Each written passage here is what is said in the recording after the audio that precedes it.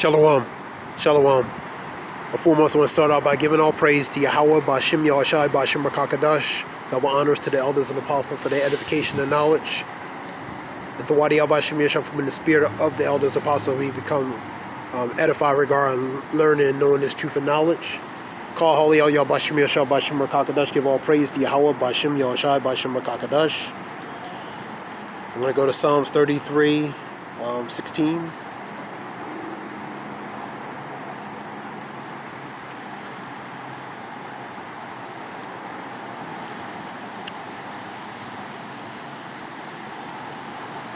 There is no king saved by the multitude of a host, which is an army.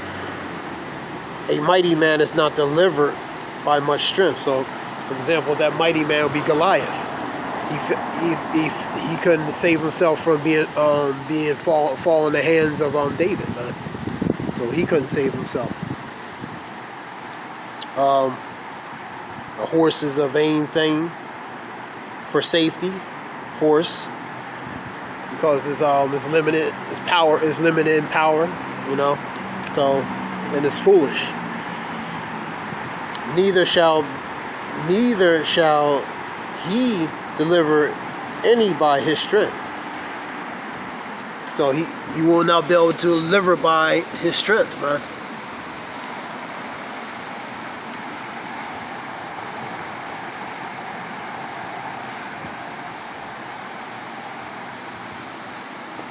Let's go to, let me go to Psalms 144 and 10. Psalms 144 and 10.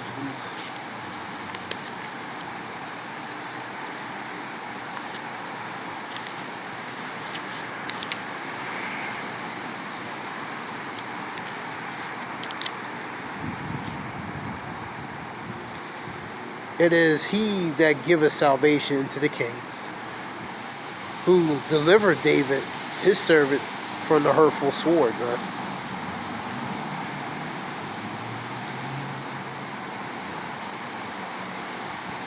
So, the king ultimately is Yahweh Ba'ashim Yahushai, man.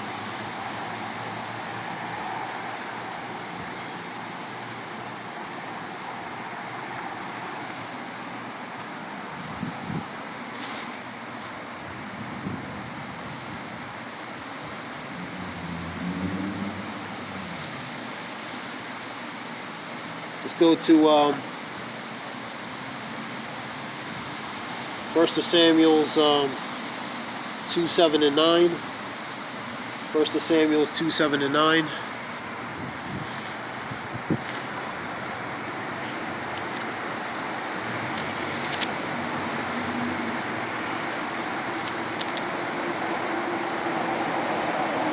The Lord maketh poor, he maketh rich. I'll read it up. 2:6. The Lord killeth, he maketh alive, he bringeth down to the grave, he bringeth up. So the Lord does all those things. The Lord maketh poor, he maketh rich, he bringeth low, he lifteth up. He raiseth up the poor out of the dust, he lifteth up the beggar from the dunghill, to set them among princes, to make them inherit the throne of glory. For the pillars of the earth are the Lord's, and he has set the world upon them. So ultimately the Lord controls all things, man. So he sets it up. Ultimately he can bring it down, he can bring it back up, he can make alive, he can make to sleep or be put to sleep, which would be death, which is a temporary sleep.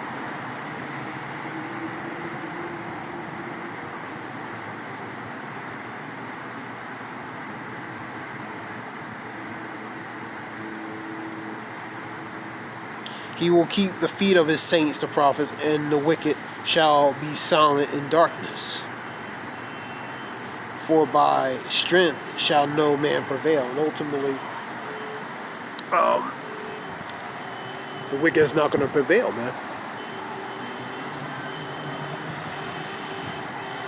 Because the Lord controls both what the wicked and the righteous do, man. That's that balance, man. Let's go to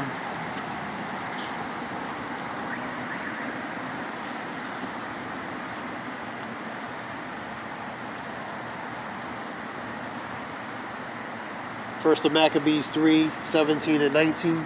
First of Maccabees 3, 17 and 19. First of Maccabees 3, 17 and 19.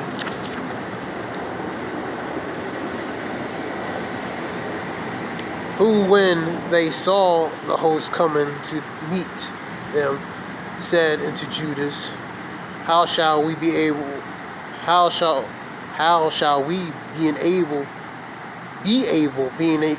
being so few to fight against so great a multitude and so strong, seeing we are ready to faint with fasting all this day. So they were concerned about how powerful that army was. You know, they were very few. They weren't at their highest strength, and they were worried about how to defeat them. How they was going to prevail over them, man. It's pretty much they lacked that faith at that time. They lacked that faith, man. They didn't believe in their power, man. So Judas had to reiterate or remind them that with all things above, it can happen, man. We'll continue reading. 18. And to whom Judas answered, It is no hard matter for many to be shut up in the hands of a few. And with the God of heaven, it is all one to deliver with great multitude or a small company. So with the Lord, all things are possible, he was telling them. Whether a great number or multitude or few or very less, man. For the victory of the battle standeth not in the multitude of the host, which is the army, but the strength that cometh from the heavens. So regardless whether it's of many of multitude or less of multitude, it's come from the Lord, man. That's where that strength comes from. That's why they will be able to conquer. That's why they be able to conquer a few against a great multitude, because it's the strength of Yahweh Ba'Shem Yashah.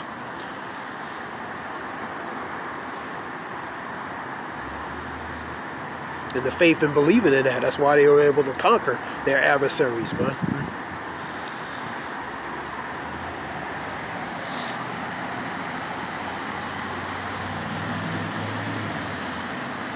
Let's go to Ecclesiasticus or Sirach 5, 1 and 3.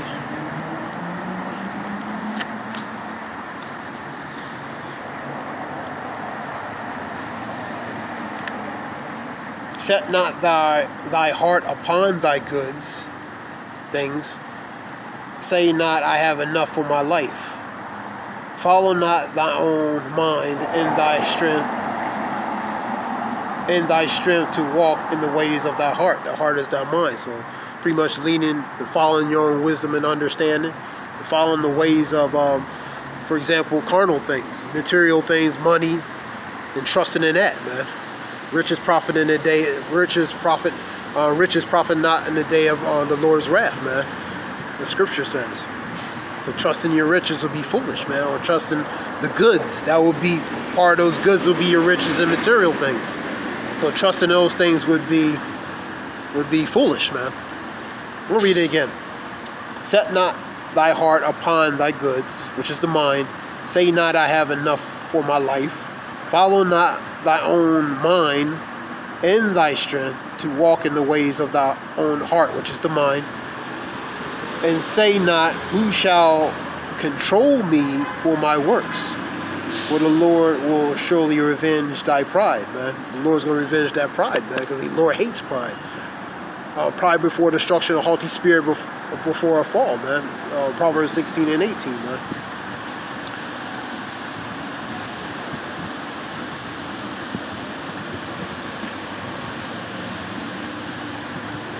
Okay. Let's go to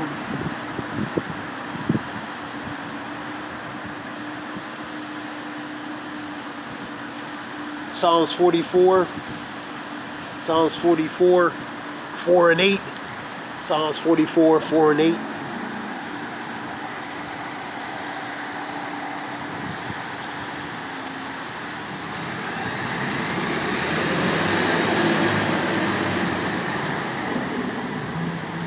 Thou art my God, thou art my King, O God. Command deliverances for Jacob. Through thee we will push down our enemies. Through thy name we will tread them under that rise up against thee. Because through the strength and power of Yahweh B'Shem Yashad, man. The name of Yahweh B'Shem Yashad, the power of that, having the faith and believing in that, that's how they trot over their adversaries, man. So if their adversaries were a greater multitude or a great multitude or many, and for example, hypothetically, and they only had a few, through the Yahweh B'Shem Yashad, they will still prevail against that great army, that host, man. Going back to Psalms 33. And going back to first the Maccabees, Shalakia. Going back to Maccabees talking about Judas. First the Maccabees 3:17 and 19.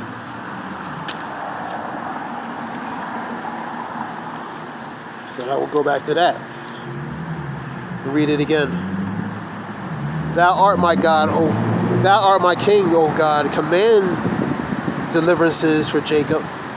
Through thee we will push down our enemies, and through thy name, Yahweh B'Shem Yashad, we will tread under that rise up against us. And that's the enemies, man. Through the name of Yahweh B'Shem Yashad, they will prevail over their enemies, man. As it would state, like, for example, of first Maccabees 3:17 through 19, relating to when those armies came up against Judas and his men, man. And they had doubt in relating to where they would be able to defeat that great multitude. And Judas had to reiterate that through the name of Yahweh B'Shem Yashad, and faith and believing, all things are possible. Number 6. For I will not trust in my bow, that's their weapon, neither shall my sword save me. That goes to your weapons, man. But thou hast saved us from our enemies, and has put them to shame that hated us. Because ultimately it's the Lord Yahweh B'Shem Yashad, man. It's not the carnal aspect of the man. They're just used as the vessel to, push through the war. But it's ultimately the spirit of Yahweh B'Shem Yashad that allowed them to prevail against their adversaries, man. And most of all, having faith and trust in him. And that's the nation of Israel, man. Number 8. In God we boast all day long and praise thy name forever. Salah, man. So it's all through Yahweh B'Shem Yashad they were able to conquer their adversaries, man. Through the power of Yahweh B'Shem Yashad, man. Let's go to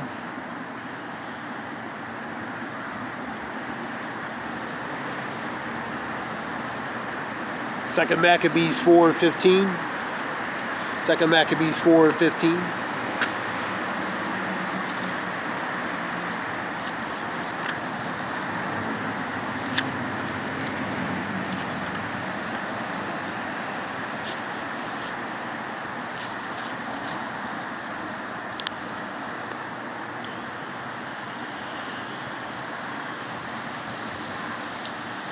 Not setting by the honors of their fathers, but liking the glory of the Grecians best of all. Not talking about the priests, man. Not honoring correctly relating to the protocols like their ancestors did, and did in the ways instead that was corruptible and not honorable. And following the ways of the customs of the Grecians, which would be the Romans, man. And we'll get a scripture to get it from a different so we can see it from a different meaning.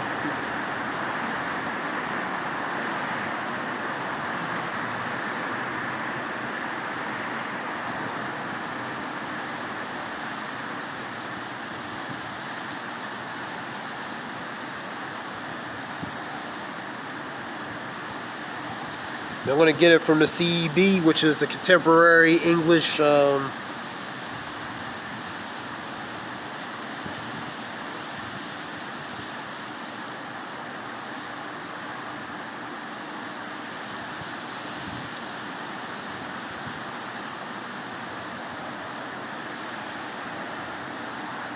I'll get it from the NRSA.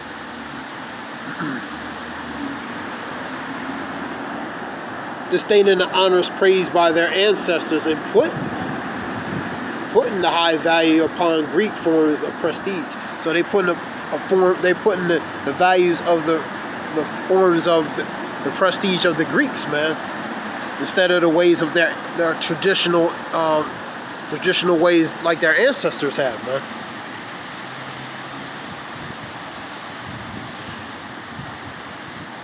And this would be NSRA, National Revised Standard Version. I'll get another one. This the CEB.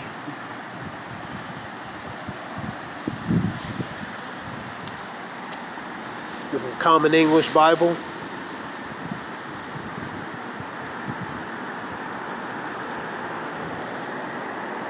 There's different, interpret different meanings. To kind of explain it a little bit better. They ignored their ancestral honors and sought after the Greek status symbols instead. For a reason, a dangerous situation engulfed them.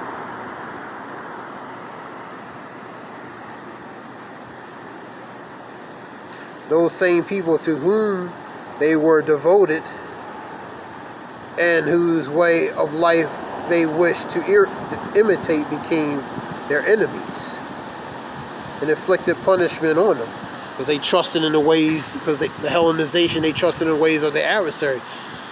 It's because they trust in Egypt, Isaiah 30. So that became that confusion and shame to them, man. To be ungodly in the face of divine laws isn't a light matter, as the following events would reveal, man. So these are not a light matter, man. They're the priests, man. So that's a sacred area, man. The Lord takes that seriously, man. And symbolically fast forwarded, relating to the Levites, Loya. That's why they go through what they go through, if you understand symbolically. Even all the way to the day, man. And that's another lesson. But this is the Common English Bible, relating to that one. The other one was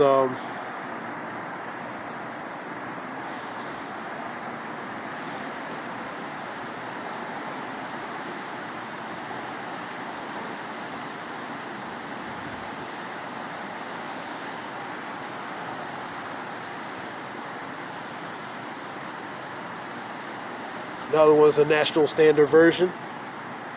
Okay. National Standard Version, I believe, American. Just to give a different, more clear interpretation of that. Let's go to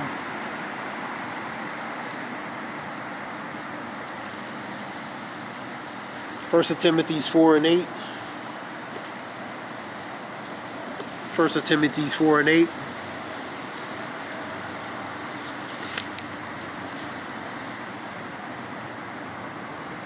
First Timothy 4 and 8. For bodily exercise profit little, pretty much the physical, carnal, but godliness is profitable into all things. Having promise of life that is now, and of that which is to come, which is the everlasting, man.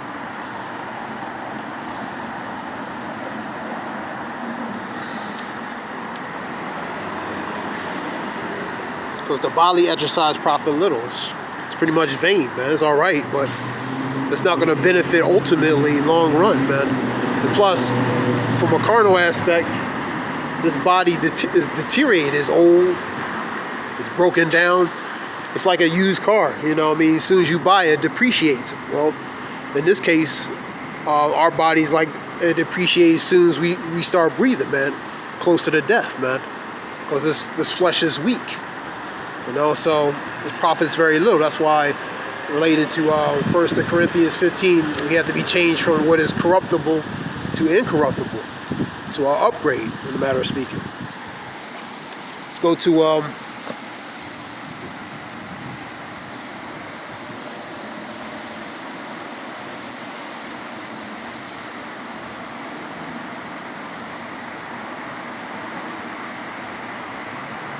Romans 8, 6 and 7. Romans 8, 6 and 7.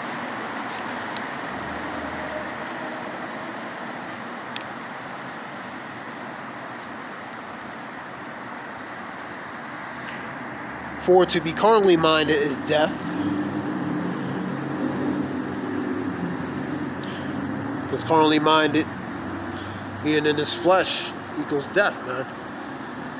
Like I said, this flesh, as soon as you start, it depreciates, get close to pretty much deterioration, man. As soon as you pretty much in this, man. Jude 1 and 6 talks about they left their first estate and they became in the chains of darkness. The first estate was the angels, but they left that which was, they were immortal. But because of sin and transgression, that became the chains of darkness, man. And that's this flesh, man. The chains represents the bondage and being a slave to this flesh, man. For to be carnally minded is death, but the spiritually minded is life and peace. So carnal equals death. The wages of sin is death. But spiritually minded is life and peace, man. That's everlasting life and peace. Carnally, spiritually. Shalaki, spiritually. 7. Because the carnal mind is an enmity, which is an enemy against God, Yahweh. For it is not subject to the law of God. The laws of God is what? To the commandments, man. Neither indeed can be. So, there's a few scriptures.